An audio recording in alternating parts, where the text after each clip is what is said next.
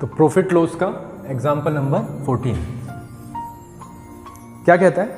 Kamlesh boat 5 hockey sticks for ₹600। देखो cost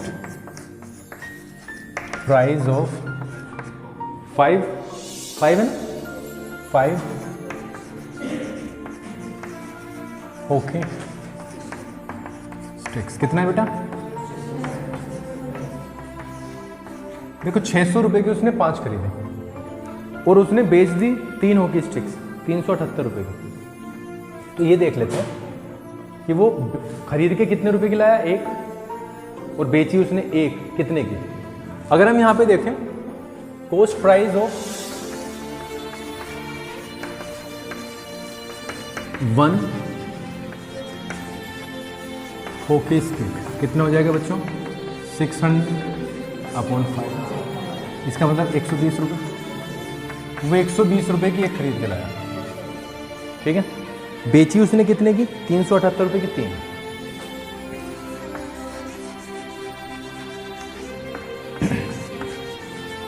selling price of 3 okay sticks कितना है?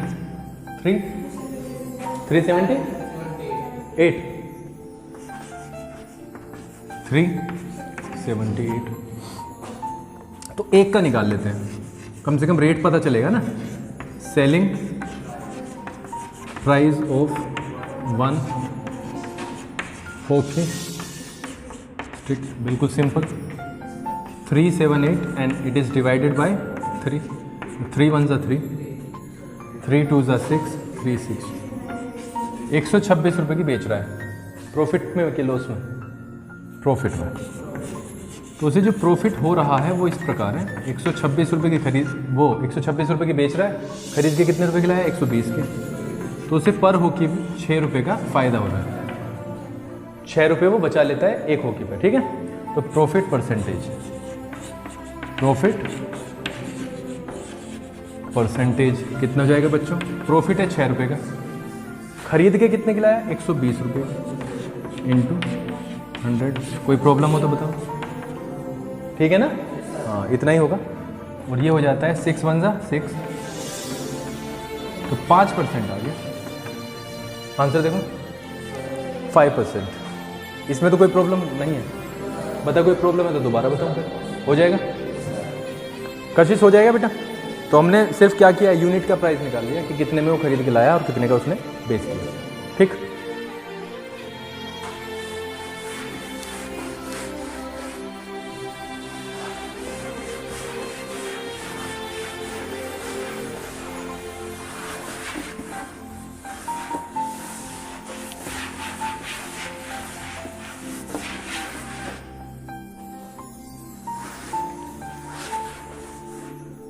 आगे चलते हैं।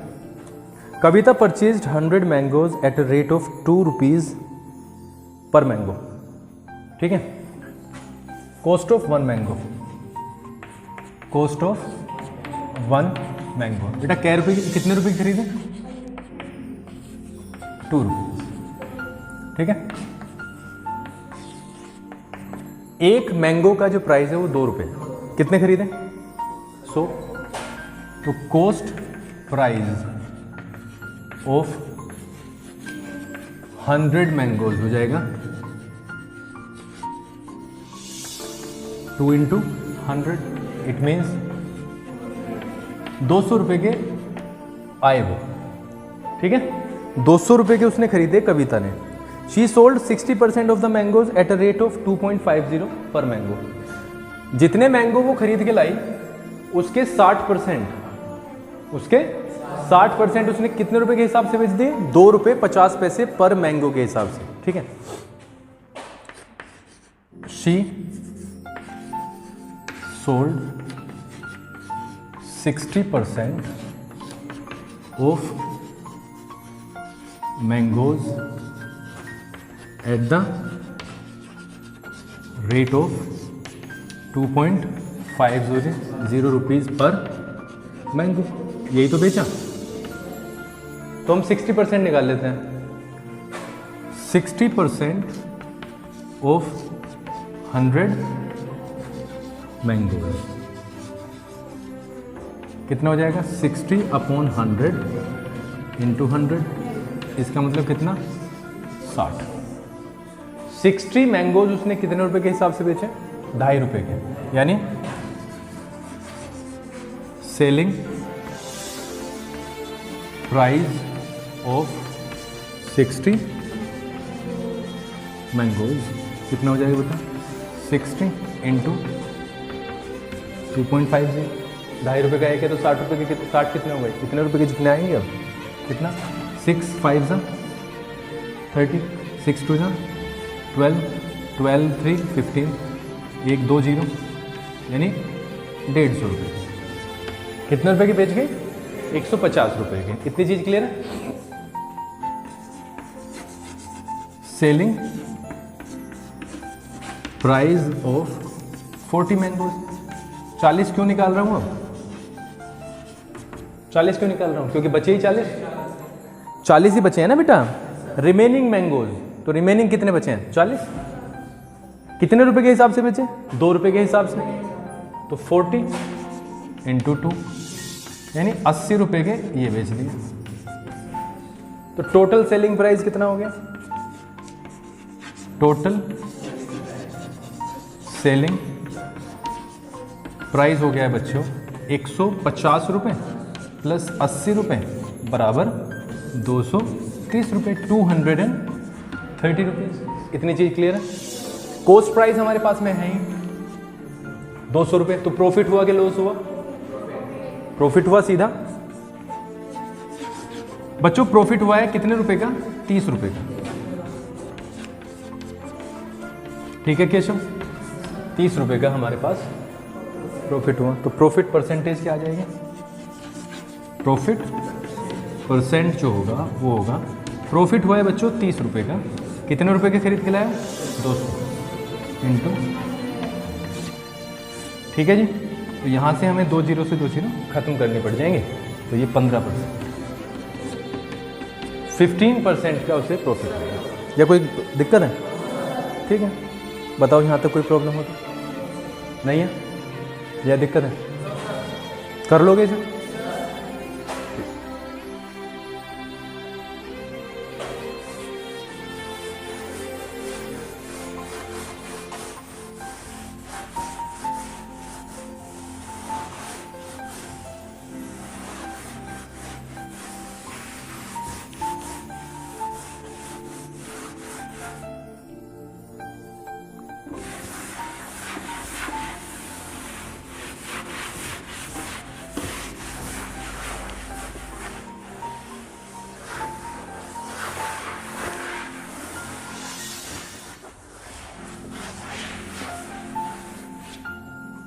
आगे चलते हैं। सवाल नंबर होता है आपका 16।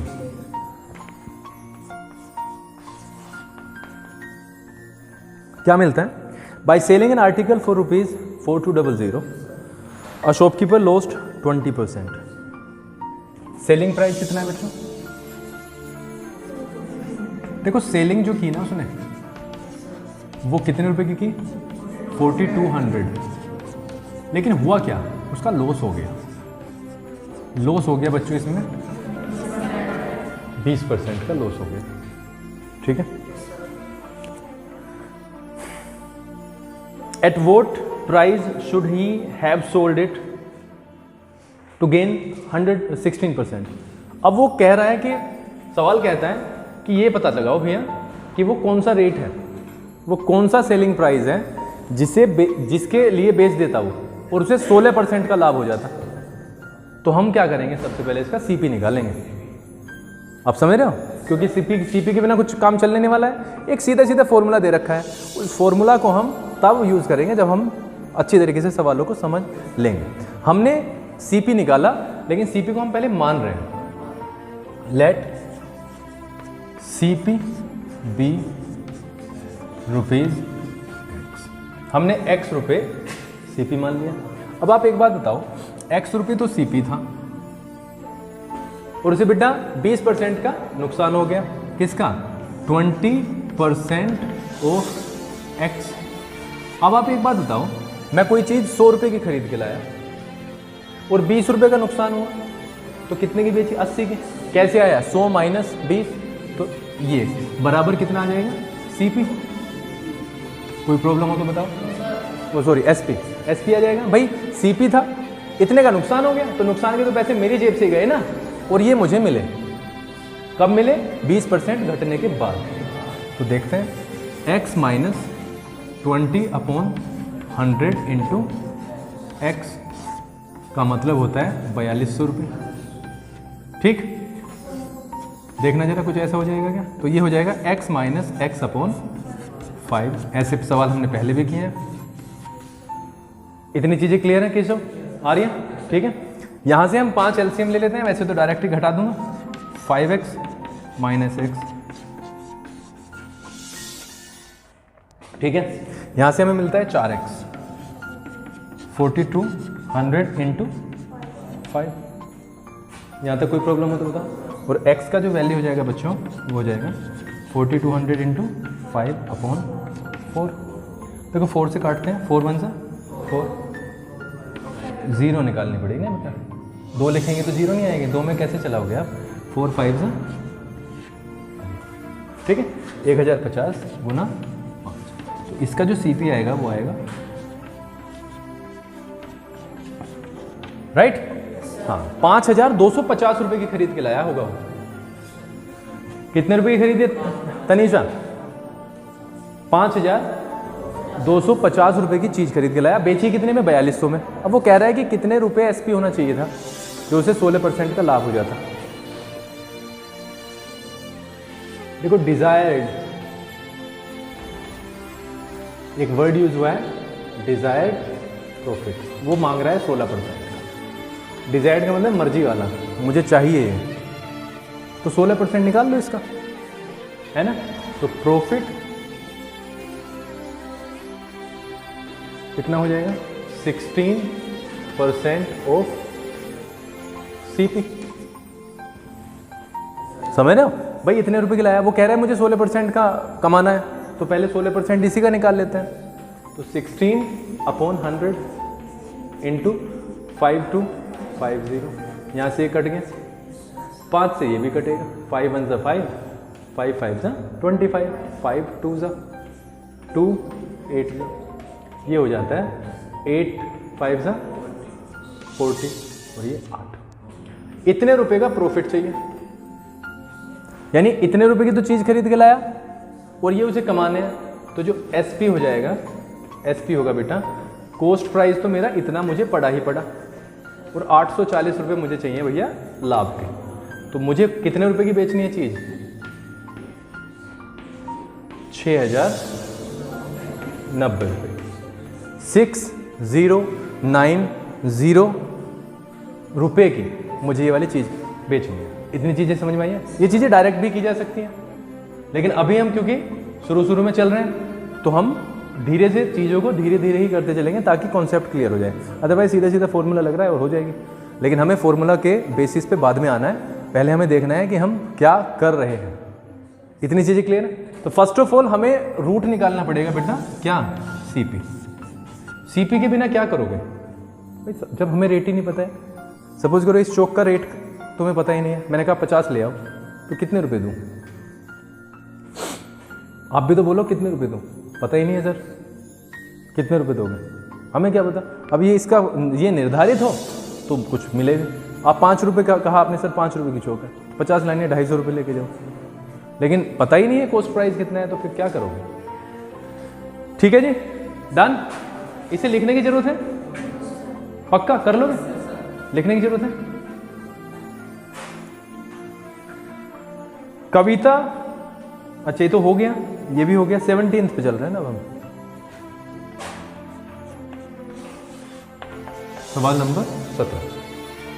अ person buys a refrigerator for ₹5000। Cost price कितना है बेटा? Cost price of the refrigerator कितना है? ₹5000। लेकिन उसने किया है एक चीज और, उसके पैसे और खर्च हुए उसने ट्रांसपोर्टेशन में, ठीक है? ट्रांसपोर्टेशन कॉस्ट भी तो आया लाने में। कितने रुपए? 500 बेटा 100, और 500 रुपए उसने इसकी रिपेयर पे लगा दिए, है ना। देखो रिपेयर कॉस्ट आई है उसकी कुछ,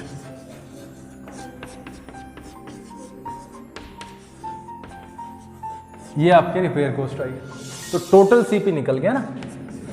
टोटल सीपी तो निकालना पड़ेगा। देखो 5000 रुपये तो वो मालिक को दे के आया, 100 रुपये उसने किराए में दे दिए, और 500 रुपये उसने उसकी मरम्मत कराई, तो ये 5600 रुपये का आ गया उसके पास। यहाँ तक कोई प्रॉब्लम हो तो बताओ मुझे, ठीक है। उसने 7000 रुपये का बेच दिया शायद, है ना, ठीक है। तो एसपी कितना है? सेलिंग प्राइस है उसका 7000 रुपीज़। यहाँ तक तो कोई प्रॉब्लम होगी नहीं। तो इसका प्रॉफिट हुआ कि लॉस हुआ? भाई साहब प्रॉफिट हुआ है सीधा। 7000 रुपये का बेचा, 5600 रुपये का लेके आया, और सीधा 1400 रुपये यानी 1400 रुपीज़ का उसने प्रॉफिट ले लिया। पहला तो ये हो गया। प्रॉफिट परसेंटेज, ये तो बिल्कुल ही बेसिक सवाल था। प्रॉफिट परसेंट निकला, देखो प्रॉफिट निकला, लाया कितने का? 5600।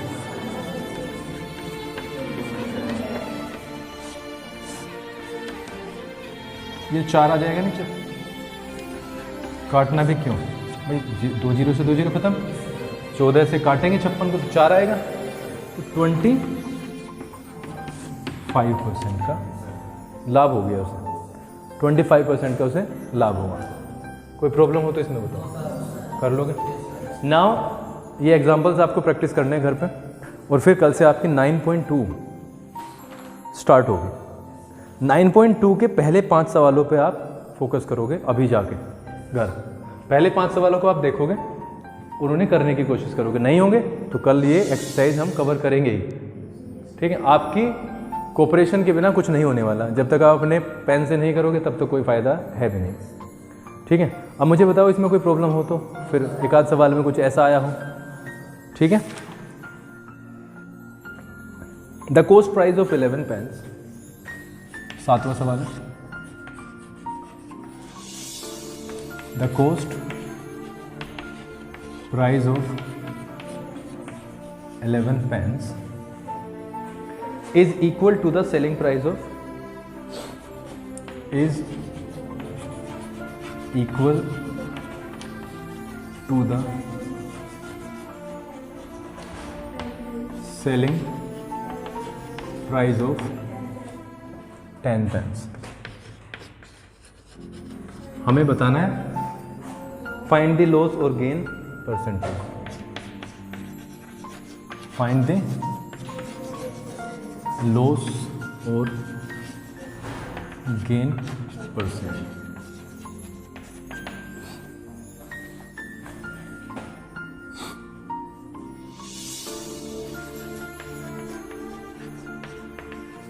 हमने मान लिया बेटा कि एक पेन का प्राइस 1 रुपया है। Let cost price of 1 pen be ₹1। 1 रुपया मान लिया मैंने। तो कॉस्ट प्राइस ऑफ 11 पेन्स कितनी हो गई? 11 रुपीज़ हो गई या नहीं? ठीक है, हो गई। तो the selling price of 10 pens. अब ये जो है ना बेटा, क्या कहा है? According to the question, the cost price of 11 pens, the cost price of 11 pens बराबर है the selling price of 10 pen. आप समझ रहे हो? 11 पेन का जो कॉस्ट प्राइस है वो बराबर है सेलिंग प्राइस के, किसका सेलिंग प्राइस? 10 पेन का ना, 11 पेन का या 10 पेन का, हाँ 10 पेन का सेलिंग प्राइस बराबर 11 पेन के कॉस्ट प्राइस के बराबर है। अगर हम देखें यहाँ पे, क्योंकि यहाँ पे कॉस्ट प्राइस हमने कितने रुपए का निकाला है, कितने पेन का? 11 पेन का 11 रुपए निकला है। वो क्या कह रहा है? The cost price of 11 pens, 11 pen का कॉस्ट प्राइस कितना है? 11 रुपए।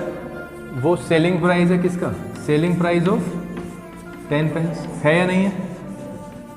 कुछ नया तो नहीं किया बेटा, उसने ही तो बोला the cost price of 11 pens, the cost price of 11 pens बराबर है सेलिंग प्राइस ऑफ 10 पेन्स।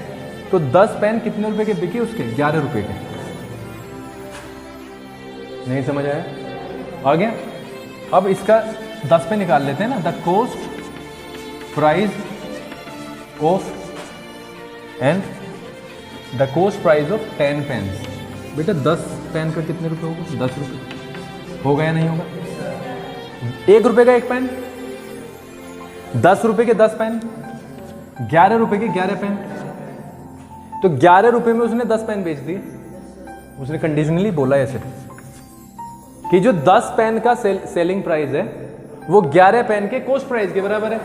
तो कॉस्ट प्राइस 11 पेन का निकाल ले 11 रुपए। ये 11 रुपए उसे मिले 10 पेन के हिसाब से, 10 पेन के लिए। लेकिन हमें 10 पेन का अगर मैं देखूं, 10 पेन उसे कितने रुपए में पड़े? 10 रुपए में, और बेच उसने 11 में दिए। तो प्रॉफिट हुआ या नहीं? प्रॉफिट हुआ बच्चों 1 रुपए का। 11 रुपए में बेचे, 10 के लेके आया 1 रुपए का। समझ रहे हो? हमने 11 क्यों नहीं लिखा? क्योंकि बेटा उसने लिखा 10 है, यहाँ 10 पे ही तो निकालेंगे। समझ रहे हो? तो प्रॉफिट परसेंटेज, प्रॉफिट परसेंट जो निकलेगा आपका 1 रुपए का हुआ, 10 रुपए के लाया इंटू 100, यानी कितने रुपए, कितने परसेंट? 10%। 10% का उसे लाओ। कोई प्रॉब्लम हो तो कर लोगे? चलो इंपॉर्टेंट है।